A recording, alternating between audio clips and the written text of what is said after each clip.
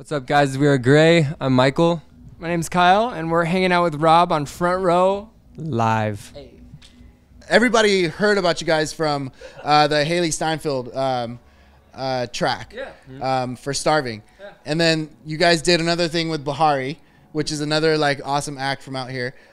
Tell us a little bit about that collaboration with both of those, the girl group and then with Hailee. Yeah.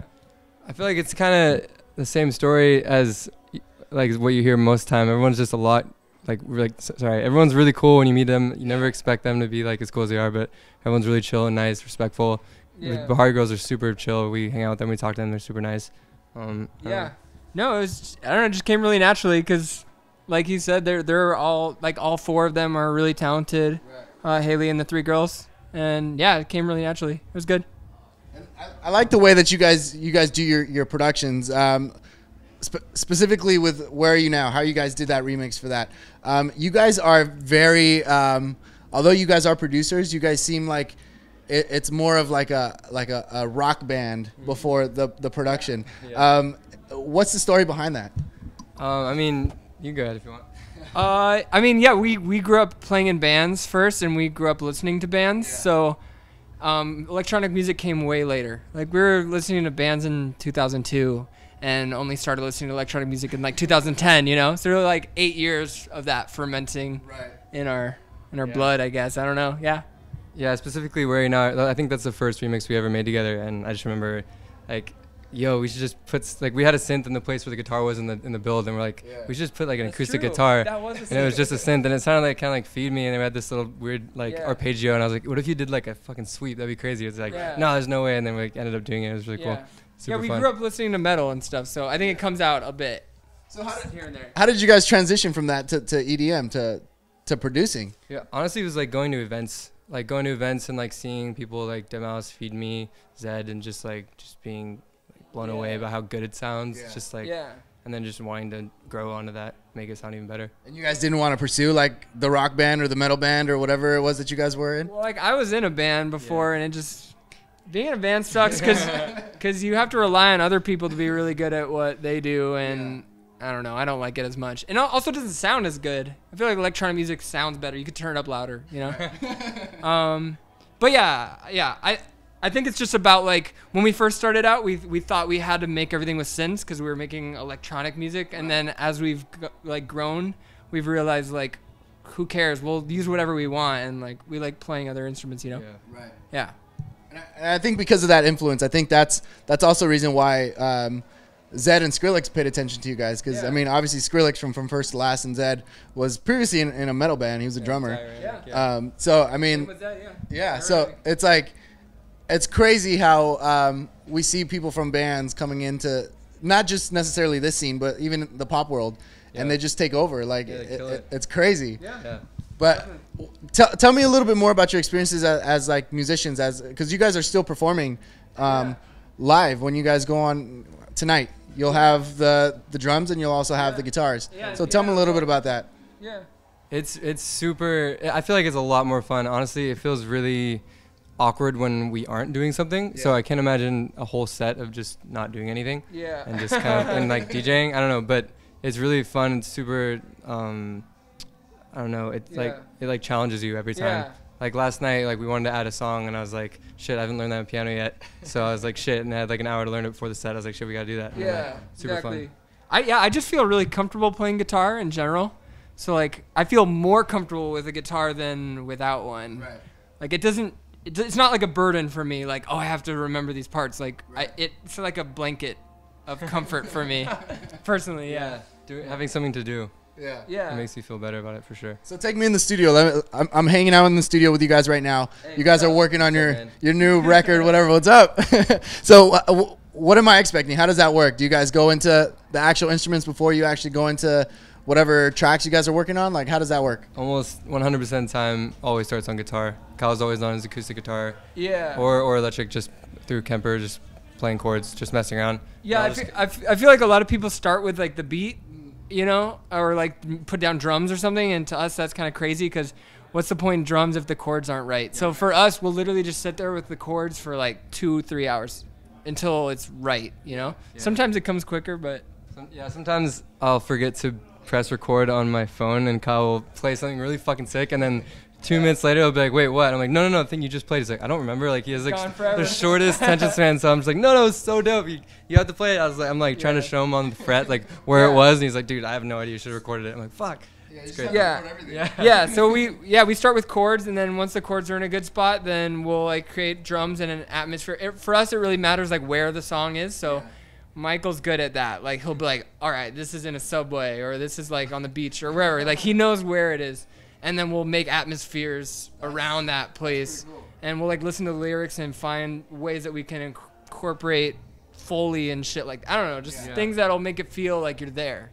You know. Now, do you guys write collectively, or does one write more than the other, lyric wise? We don't write lyrics. Okay. No. I mean, we'll sometimes when we're in a session with the lyricist, we'll like pitch it, like we'll throw in our ideas, but we don't ever like sit down and write full songs. We're a lot better at production than writing lyrics. Yeah. Maybe one day though. Right. So let's talk about that debut EP that's in the works. Where are you guys at with it right now? Are we in the subway? Are we in the beach? Like, where are we at? There's a lot of we're different. We're in a lot of different places. We have a lot of visuals for it too. It's great. We are really close. I think there's like one song that's not finished. Other than that, we're pretty much done. Nice. Yeah, we're basically finished with the whole thing. And then we're good. Yeah. Is it different from what we've heard so far, or is it similar to what we've heard so far? It's pretty much like a flip of the original remixes that you heard, are kind of like electronic with a taste of like organic, but I feel like it's the flip side. It's like really organic with a taste of electronic, making it sound way better. Yeah. I think that's a good example. Like a lot of the stuff that people liked about our original remixes were like the guitar.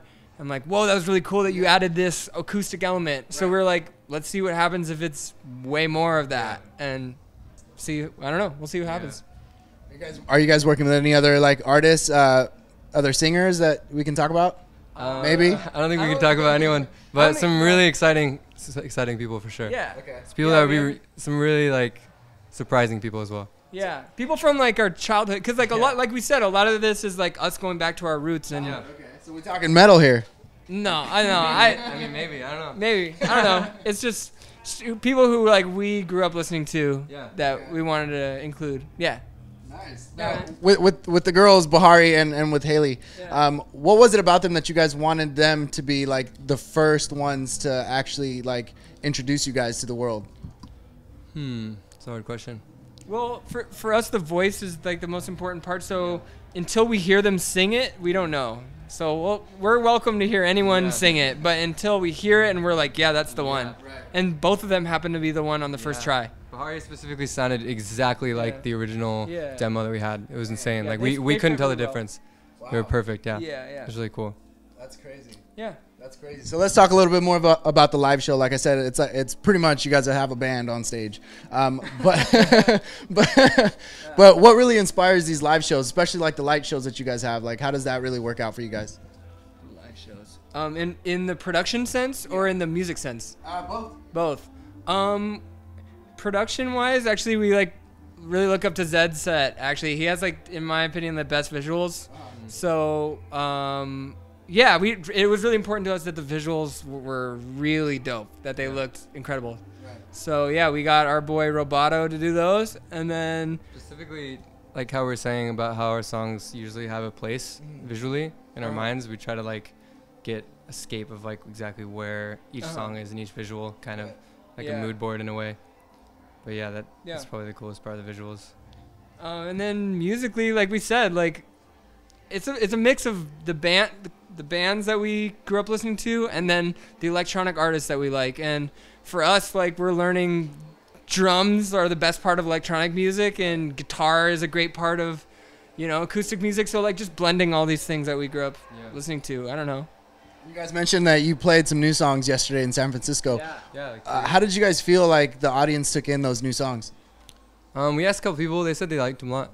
Yeah. No, it seemed to go off well. I mean, it's also one of those things where, like, generally, I feel like people react a lot better when they know something. So that's why we're also excited to get it out, because once people can sing along, it makes it more fun, I think. Right. Digest it a little bit easier, Yeah. So have you guys figured out if, like, the debut EP is something that we can expect this year, like maybe sometime next year? Pretty sure next month. Right, Dave? Right? Late next month. You guys are ready to go. Yeah. On video. I think we said that in the last 3 interviews, so it's gonna happen. Late next month. Yeah, ready to go. Now, you guys are doing like a couple shows right now. Do you guys have any plans for some tours? Anything else coming up for you guys? Hopefully at the end of the year. Yeah, hopefully at the end of the year for sure. Okay. Yeah. Definitely want to get out there and play a lot more shows. Now I know like Zedd's like super excited for you guys, and he's been a part of you guys since he first heard from you guys. So have you guys gotten any like have you guys done maybe like a collaboration aside from the Hailee song, or maybe like any pointers that he's given you guys on pursuing this career? We did a collab with him called Adrenaline. Yeah. Which was really cool. Ended up on the FIFA soundtrack. That's like a really hype song. Yeah. But most of what we've learned from him actually isn't from songs that we've made together or anything. Like, we'll just go over to his house sometimes and he'll just be jamming out on piano or producing, and it's like all those small things, you know? He just has like a crazy work ethic, and makes us realize that we have like a lot to go. Well, the weirdest part is that he has a crazy work ethic, but he always seems so chill and like down to earth. Like, of course. Yeah, it's the greatest. Definitely the best part. Yeah. It's crazy. What's so different about Gray? Why should they go ahead and check you guys out? Listen to something new and fresh. I don't know. Something that isn't the same cookie cutter bullshit that you hear all the time. Yeah. I don't know.